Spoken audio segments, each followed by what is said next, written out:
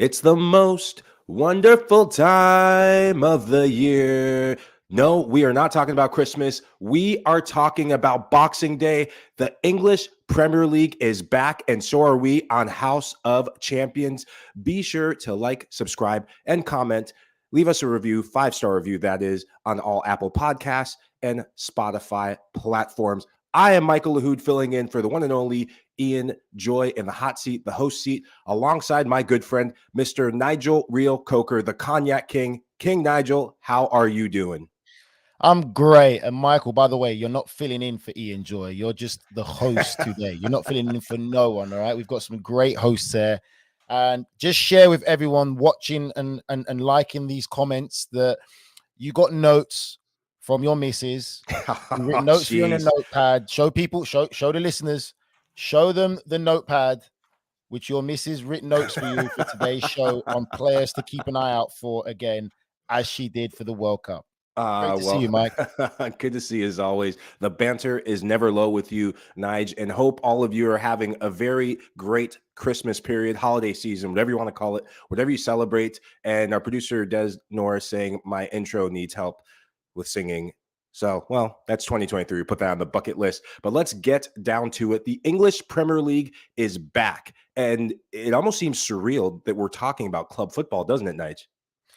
It seems crazy. It really does. And again, like I said, it's because it's unprecedented what we've experienced the World Cup for the first time during halfway through the domestic seasons in most countries, Winter World Cup. That's already seems to be in the back of people's minds already. You know, people are already looking forward to domestic football. There's a lot of stakes in the lot of different leagues that we do cover. And for me, it seems surreal that soon I'm looking forward to a Boxing Day game in the Premier League. Yeah, well said. And it really kicks off. And I think rightfully so. Boxing Day, you've lived it. The rest of us have watched it. Boxing Day has always been so significant to footballing culture, Premier League culture in particular. Producer Des Norris, can we put up the standings just so we have a refresher for what the heck we're even talking about? It feels like it's been eons since we've last seen these teams play. Arsenal, the mighty Arsenal at the top, surprising everyone this year. City second. Newcastle third. Nige, what do you see in that top 5, 6? Tottenham fourth, United fifth, Liverpool sixth. What do you see in this top half of the table that really jumps out at you? I see up to 6th place. It's going to be an unbelievable finish to the season. I really do. I think that Man City, for me, even though it's the cup game, that they look sensational. They really look good. You see Erling Haaland, and I think the difference with me with Man City and Liverpool is we discussed it yesterday that Darwin Núñez for me still doesn't seem like he is fully ready to go at Liverpool, and I just don't think he's going to be as clinical at Liverpool as he was. And I know people say it's unfair to compare Haaland to Núñez, but in football, you can. They are top class strikers. Both clubs paid respectively amount of money for them. So there's a level of expectancy. I know it doesn't work out for everyone. It's different for different players depending on the team, but there still is that level of expectancy. And you can clearly see in some of the opportunities that he misses that confidence and something's just not quite right there with him. I think that's going to be a big difference maker. I see Manchester City catching Arsenal. I know Arsenal fans won't like that, but I see it. Gabriel Jesus has been one of the key men and key factors of Arsenal's success this season. How are they going to replace him? That's going to be the big question. And there's going to be a lot of movement. I think Newcastle are really a big dark horse in that group. And as Eric Ten Hag has said as well, Manchester United are fighting to finish 4th. There's an expectancy from that. But you got Liverpool right there. You got Tottenham also there with the bit of inconsistency we've seen at Tottenham. So it's going to be crazy. And back to one thing I add, Mike, the Boxing Day fixtures. It is phenomenal. For people who've never experienced it, as we go to the bottom of the table, finish up your point. I think you're about to make a really good point about your just to let Boxing people Day know, experience. Boxing Days changed so much. When we were playing, that you could spend Christmas at home with your family, but it isn't drink as much as you want and eat as much as you want because you already know you have a game the next day. And now I think it's changed so much that players still get to spend, if you're playing home, I think players still get to spend time with their family. But after that, they have to go to a hotel. And it's about the professional element of the game now. So 9 out of 10 times, most teams are staying in a hotel on Boxing Day because they know what's to come. You play Boxing Day and then you've got another game a couple of days after. And I remember I've just reminded today of one of the great Boxing Day fixtures I was involved in was a 4-4 draw at Stamford Bridge, Chelsea versus Aston Villa, and we went down to 4-4. 10 men, 4-4 draw. Oh And that man, was that was when who Chelsea got were the red? invincible. Was it you? No, it was Zach Knight. Zach Knight got the Okay. red. I got a yellow. So Standard. nothing new there. But Boxing Day is tremendous, man. That's brilliant. Thank you for your insight. This is why we have you. We are so fortunate to have your experience. I wish I could say your hair, but your experience and your know-how in the You've only Premier got me. League. You've only got me because Des couldn't find anyone else to do it. That's why. Yeah. No, there was only one Nigel Reo-Coker for this moment. Premier League classics, Premier League legend. As we look at the bottom half, before we get to the bottom half, I think it's interesting. When you look at those top half teams, a lot of those teams have players coming back from the FIFA World Cup. We've talked about this in the preview for previous shows. Coming back to club football is how does the fitness levels of these players, how do they react? How do the managers manage the depth of their squads? Interesting to keep an eye on that. In the bottom half, Crystal Palace 11th, Aston Villa, your former club 12th, Leicester making a bit of a comeback, Bournemouth, Leeds, West Ham, your other club, Everton, and then the bottom three, Nottingham Forest getting off the basement, and Southampton, Wolverhampton strapped towards the bottom. Two changes made by those last two teams. Southampton getting a new manager and Wolverhampton getting a new manager in Lopetegui. But you're familiar with Southampton's manager, aren't you, Nige? Not really, not too well, but he's done well. He's made waves in the lower league, so he's been given a great opportunity right now, and I think it's a difficult task for him. Nathan Jones is his name. It's going to be a difficult task for him. You know, it's his real first experience in the Premier League, and it's not an opportunity that's going to be easy to go into when a team is in the relegation zone, and it's the Christmas period, and obviously with how quickly the games come thick and fast, being able to organize your team and learn a lot. The World Cup maybe has helped him because I'm not sure. I'm sure Southampton didn't lose a lot of players for that, and it gives him a real opportunity to coach them well and to really create that identity. But it's always difficult. Yeah, it is going to be very difficult. I love how you said that about implementing your philosophy. It's going to take time, but in the Premier League, you're not afforded, in world football, you're not really afforded time. Results are of a massive necessity, especially for Southampton, a team who tend to find their way in getting the results on the back half, second half of the season to survive in the Premier League. I'm interested to see how Lopetegui does, already off to a winning start with Wolves. I'm interested to see how he does. This is a massive moment for him plying his trade in the managerial role in Premier League football. It didn't go well for him at Sevilla after it started well for him the season before, came crashing down to a halt this season in La Liga. Massive moment for him. As we go to the first game, we've talked about big news. One of them that we have to touch on very quickly, Cristiano Ronaldo out. I say that again. Adios. Ciao. Arrivederci. Ronnie gone from Manchester United and the English Premier League. We've talked on it. Can you give us a quick reminder of how you feel about this, Nige? Because I've already said ad nauseum. I love it. Get rid of him. I mean, I understand he's gone now. There's nothing you can do about it. I think for me, it's the fact of a top class player who's achieved so much in this game of football, who has a real competitive edge about him, just kind of let himself go out that way. You know, loads of these type of things happen at football clubs or in football clubs already. And I just think that the way he went about it really didn't help himself. Yeah. And obviously, he's left Manchester United, one of the biggest clubs in world football, and he hasn't left in the right way. These situations do occur in a lot of football clubs that we know, and it's just disappointing, really, and it's not nice. You know, he's really stained his reputation. Some people might say he hasn't, but then if you look at it right now, I don't know. I mean, I'm only speculating, but there doesn't seem to be a lot of European clubs running and making him offers, and the only offer that we know about is obviously in Saudi Arabia. Yeah. So it kind of tells you a lot now how the game is, and I think bringing in a player of that magnitude, you know, that presence could be a hindrance depending on the kind of dressing room that you have. And especially if you've got a young dressing room, as much as he's Ronaldo, does he have that personal character to be able to encourage and help every youngster, even though youngsters and in that dressing room may not be to his high level? So that's the problem you've got now. So Man United have turned the page. They look great. They look really good against Burnley the other day. And let's just see how they continue to develop and grow. Yeah, a team that has developed and grown, and I love how you've played against him in the English Premier League, and I love the fact that as a United fan, I get my emotions get the better of me all the time. That's why I'm a fan. It I do forget sometimes how professional he was throughout his career, what he's done for the club, what he's done everywhere he's gone. But hey, as they say in show business, the show must go on, and our show will go on. Arsenal, we start at the top. Arsenal take on West Ham. The Gunners picking up Wish where them. they left off, but they're not doing it at full strength. Big injury to their lead striker. Gabriel Jesus got injured. Reminder for you, injured his knee at the FIFA World Cup. Didn't get many minutes for Brazil, but when he did, it didn't go well in the form of injury. What can we look forward to in this matchup from the Arsenal point of view, and how do they move forward with the absence of Gabriel Jesus?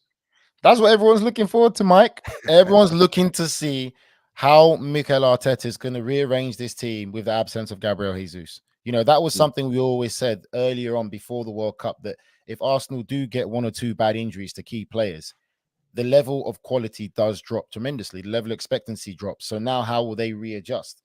I think Martinelli is probably another secret weapon. And with the Good pace shout. that he has, maybe you can play him down the middle. Maybe he could do that and be the difference maker, because he is a good finisher, and he gives you that threat where you can be direct. The rest of the team still looks solid and well structured.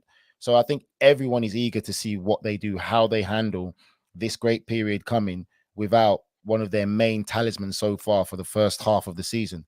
West Ham so far have been disappointing. They haven't had a great season at all. And at the moment, it's difficult to put the finger on West Ham. I think for me, they're still a bit hungover off last season's success, and they're struggling to get back to that level and that high level of performance and consistency. It really is going to be interesting. If there was a real opportunity to go at Arsenal now, you'd have to say that this is the game. This is it now. Back off a World Cup. They haven't got one of their main talisman there, one of their main goal threats. And you can see, obviously, West Ham making it difficult. But now this is when we're going to learn if Arsenal really are true contenders and have the strength to go all the way to win the Premier League. One part of the Arsenal team that's been lauded throughout the season, their midfield, the partnership of Granit Xhaka, Thomas Partey, and a one Martin Odegaard. We talked about him yesterday. Yes, he is Norwegian. Yes, he is a quality player, Nigel, as we got to the bottom of. Does the goal threat fall on the midfield, or do they have goals in Eddie Nketiah, who will be the backup striker? Nketiah is going to get a run. He probably will get a run. And then now it's whether he's mentally strong and ready to take the opportunity that comes before him, because it's going to be a great opportunity. But like you said, it's a very unforgiving period of Premier League football, because the games come thick and fast. And if he doesn't score in the first 2 or 3 games, then they'll already be right. We need a replacement. We need another striker. So that's not going to be very helpful to his development in that sense. Then you look at, like you said there's always been a need for midfielders to contribute. That's why we're seeing Xhaka play a complete different role now, getting forward a lot more, making late runs into the box. So there is going to be an extra burden of more goals are needed from midfield, more contributions needed from midfield players. So I think that burden is probably going to fall more on the shoulders of Xhaka than anyone else. So it's going to be interesting. I think the best thing Arsenal can do is make sure they don't lose too many games. You know, it is a transition moment. If they can get quite a few draws and wins, then they'll stay alive and keep that fight going.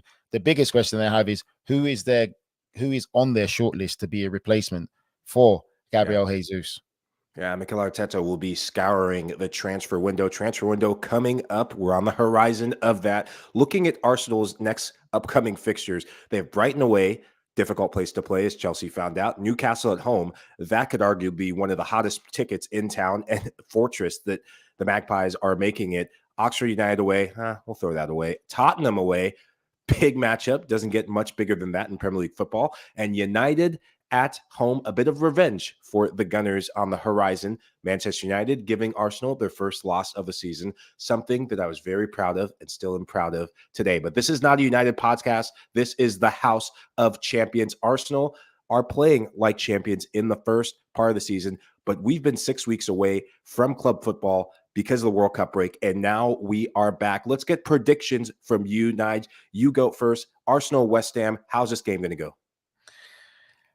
I actually see this being a draw. I really see this being a draw. I'm going to go for a 1-1 draw, if I'm honest.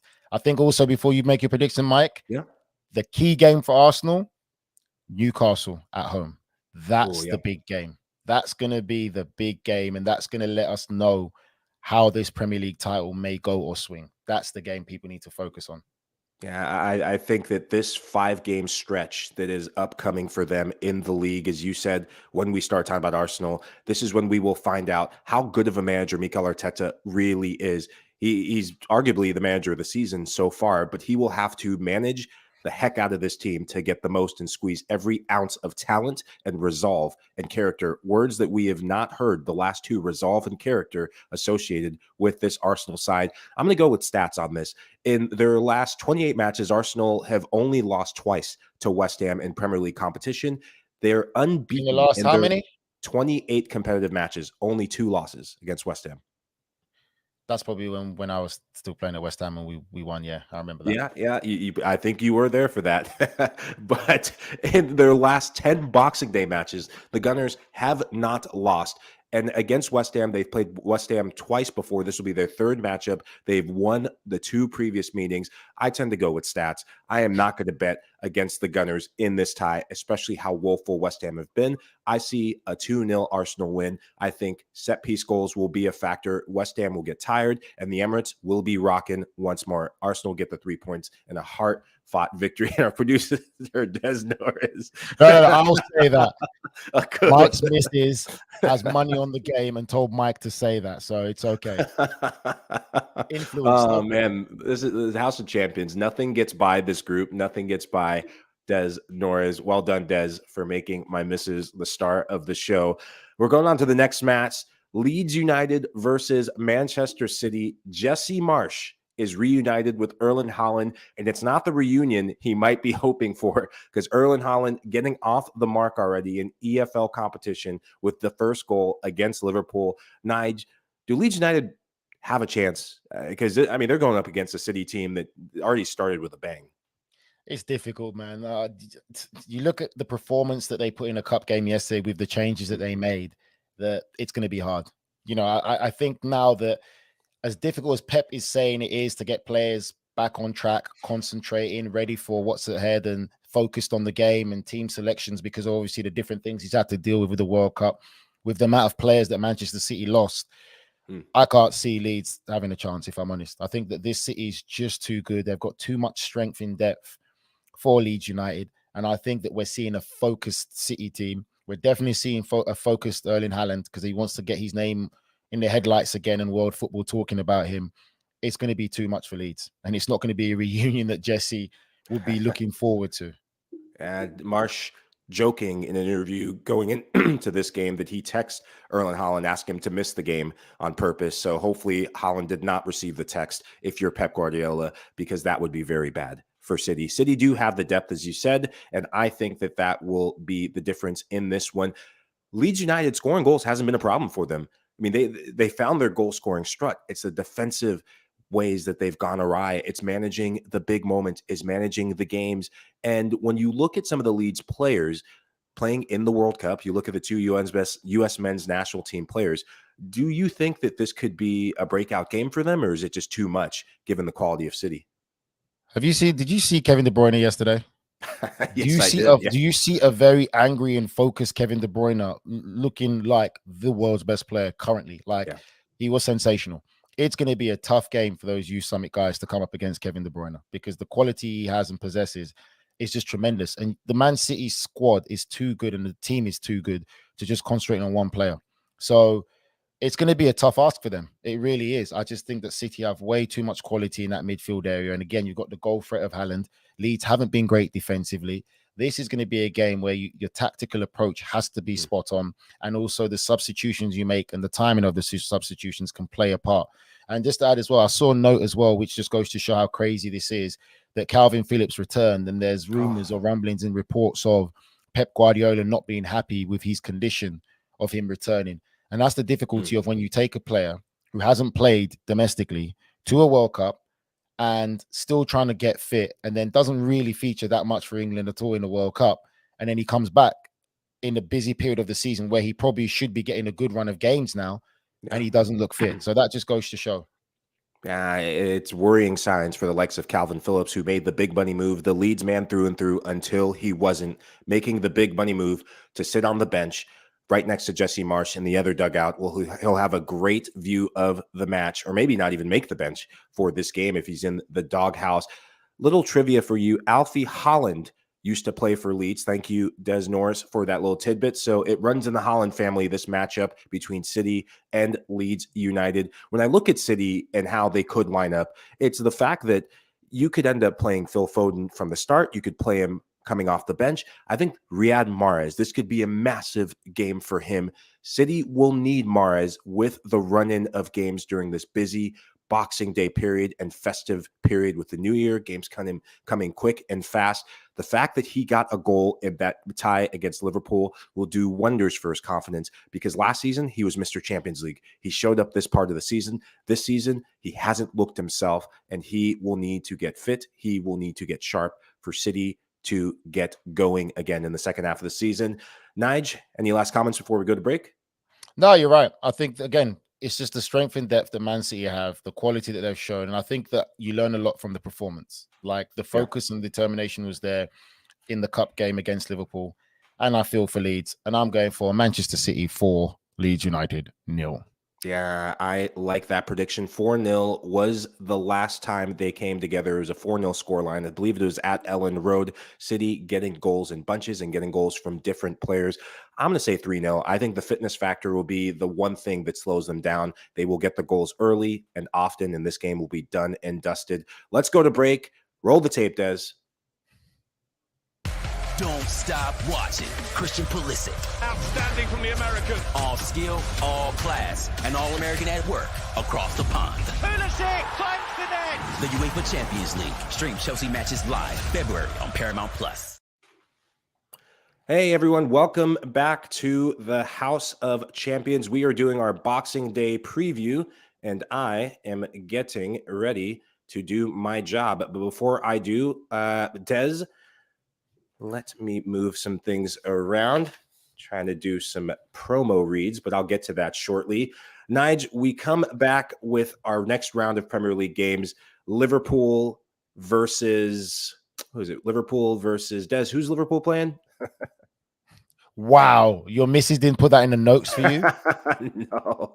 Let me pull it up. Liverpool versus Villa. Aston Villa. Thank you very much. Wi-Fi cutting out here at the house. Apologies for that. Liverpool taking on Aston Villa. Nige, get that smirk off your face. This is an interesting matchup for the Reds. Liverpool coming off a disappointing 3-2 loss at the Etihad against Manchester City. Aston Villa, well, they seem to be doing just enough in the Premier League this season. From a Liverpool standpoint, how do you rebound from a disappointing result that they had yesterday? There's nothing you can do. You just got to keep moving forward. I think the performance that for me was the fact of how well Manchester City started the game and Liverpool stayed within it, showing great character and determination to stay involved in that game and not let the game basically run away with Manchester City, with just how great they were playing and the chances that they were creating. I think with Liverpool, all you can do is keep moving forward. It wasn't too much of a bad performance against Manchester City. So they're showing that they've still got the quality. It's, again, just keeping that enthusiasm going. And I think the biggest problem for them is Núñez not really scoring goals and being clinical. Yeah. We talked about it already. 4 shots on goal against Manchester City in the cup. Not really looking clinical with the chances that he had, looking low on confidence. That plays a part. You made a great point yesterday as well, Michael, talking about Sane still being missing, being that X factor. Even his goal scoring record wasn't great, but even if he wasn't scoring, he was still creating for Salah. We're not seeing Núñez creating for Salah, and Salah's constantly scoring. So there's still a bit of problems in the attacking sense, I feel, for Liverpool. I think Carvalho done fantastically well, and maybe it might be a chance now you give the young lad a run out, make him be the focal point and change some things around. I think for Aston Villa, they look good. They really look good. Unai Emery's gone in there now. You can see there's a definite style of play he's implemented. Great understanding. It's typical Unai Emery setup in the sense of being very defensive-minded, play counter-attacking, being well organized in the defensive structure. And they've got the players that they're doing it. They're using the width a lot more. I got to give a shout out to Ashley Young. I think he's been absolutely sensational. And I Yeah. always hear a lot said about, James Milner and what he's done in his career, and he's been sensational too. But for me, Ashley Young is doing just as great, and he still looks like a 24, 25-year-old, and he's been so influential for them. And Leon Bailey's been sensational, and Villa look really good. I think if anything, this game will probably suit Villa more. I think it will be a great time to play Liverpool with a real good chance of upsetting them and getting the result. Yeah, it will be interesting. I think the fitness, we've talked about fitness for a lot of these teams in the top six and teams that have players coming back from the World Cup. Liverpool will be boosted by the return of Virgil van Dijk and Trent Alexander-Arnold. They both didn't fixture. Trent was reported that he had a virus, and that comes with a lot of things. The fatigue coming from Qatar. He only played 33 minutes for England at the World Cup, so hopefully he will be ready to go. Liverpool fans will be ready to go. And comment from the chat, and I believe it was about the potential new owners taking over the club, and it was Alia A. Thoughts on Klopp's comments saying the future will be bright with investment/new owners. What do you think of that, Nigel? Do you think that Liverpool is in need of a fresh up from the ownership down? Oh, yeah, it depends. If the new owners are coming to invest heavily, that's what Klopp wants. Klopp knows that he can't compete with Manchester City. We've seen his famous rant about it's not fair because of what Manchester City can do and are capable of doing. And if you look at the success of what Liverpool have had recently and how big that club is, if Liverpool had the financial power as well, they will be able to attract top-class players as well from around the world. But they're losing these players because of the financial power that other clubs have. So in my mind, I'm reading that Klopp wants new owners because new owners will be willing to invest. That means to me that the current owners right now, for what Klopp wants to do, what he needs and what he can see, these current owners right now are not willing to reinvest that kind of money and the money that's needed to make Liverpool be competitive. Yeah, there's been such a shakeup because that is what this ownership group brought. That look at the money they spent on key players, and it really was to help build and fortify the success that's happened in the last 5, 6, 7 years with this Liverpool group. But when ownership is no longer willing to spend and make the project grow, you do need a fresh up. I'm intrigued to see what they do below the ownership hat in the executive level. The sporting director role at Liverpool is vacant. Their former sporting director, I think his last name is Ward, stepped down. Surprising move. That very early. Domino effect in your club because you need that role to be taken care of. Look at Chelsea and the pressure that put on Thomas Tuchel. It ended up being his undoing. Could we see a similar effect for Liverpool this season? Maybe not a sacking for Klopp because I think he's bought so much time with the success he's had, but that could be one of the first domino effects to keep an eye out. And from a Villa standpoint, are we in for more shithousery from Emi Martinez? Will he be drunk enough, sober enough? What version of Emi Martinez will we see? I have no idea. All I know is he better have some fantastic games because every goal he concedes or any mistakes he makes, let's just say the world footballing fans are going to give it to him. He's made himself the villain of the Premier League now, I think, for a lot of football fans because of how he conducted himself. And I'm sure he probably wants to leave Villa. In my opinion, I think when you look at him and how he thinks about himself, how he conducts himself, the belief he has in himself, winning the World Cup now, he's a World Cup winning goalkeeper. Yeah. He's going to believe that he deserves to be at a club that's playing Champions League football. So I would say the fun with Martinez has just started. Well, let's get your predictions for this game. Hopefully there will be some fun in that scoreline. What do you think? Aston Villa 2, Liverpool 1. Oh, Liverpool will be walking alone in this one, according to Nigel Reo-Coker. I think Liverpool will win this game. I think they will be boosted by the return of the likes of Trent and Van Dijk. I think Trent will have a good game, and I'm going to go the reverse scoreline. Liverpool 2, Aston Villa 1. And our final game that we will preview, lots of other games on tap, Leicester City versus Newcastle United. This is an intriguing one for a lot of reasons, not just because of where Newcastle and what they've been doing, but a bit of a renaissance for Leicester City in the last couple of weeks leading up to the World Cup break, Nige. How do you see this one playing out? And let's start with Newcastle first. What's been so key to their success this season? The manager, the structure of the club, the plan that they have in place, the execution, and the players they're getting in. check. Everything good organizations have. It's not rocket science, but they've got everything in place. They've got the plan. They've got the people who are implementing the plan. They've recruited well. They've got players who bought into it, and it helps having a very good manager who's managing them well. And that's the best way to put it. They've been sensational. I think there's a lot of confidence in this Newcastle side. There's a lot of belief. They've got really good players that can go on and play for top 1% clubs, so to speak, Champions League competing clubs if need be. Leicester, again, I give credit to Brendan Rodgers. I like him. I think he's done tremendously well from the start of the season. And the storm that he had to weather to get through that and even get them where they're at right now, where some people thought so early on in the season, 2-3 games in, that Leicester were going to be relegated this year. Like, it's impossible to manage that situation. And that's what good managers do. Got through that storm. The confidence is coming back. The belief is coming back in players. This is going to be a very tactically cute game in the sense that it's going to be one on tactics. But I would say overall, you'd have to say Newcastle. I mean, the confidence in that Newcastle dressing room will be so high. And as much as Leicester will respect Newcastle, there will be a little bit of element of fear because of how good Newcastle are, sitting third in the table, competing up there, not competing for a title, but who knows? If they continue that winning mentality in this way, anything is possible. Newcastle right now look like this Premier League's dark horse of this season.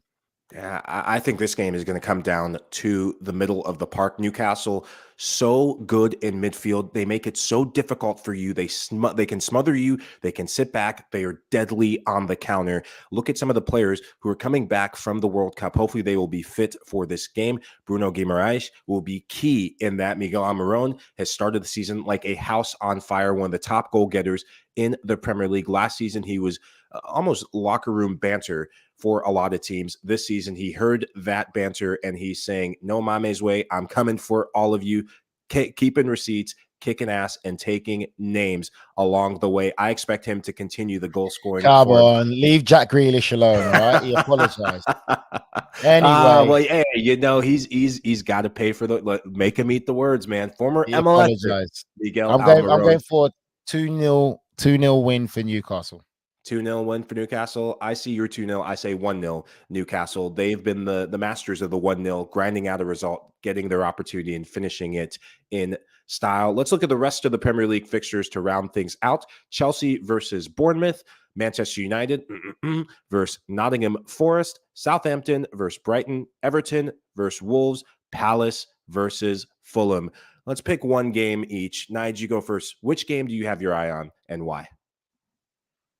I find the intriguing one to be, I would have to say, Everton Wolves.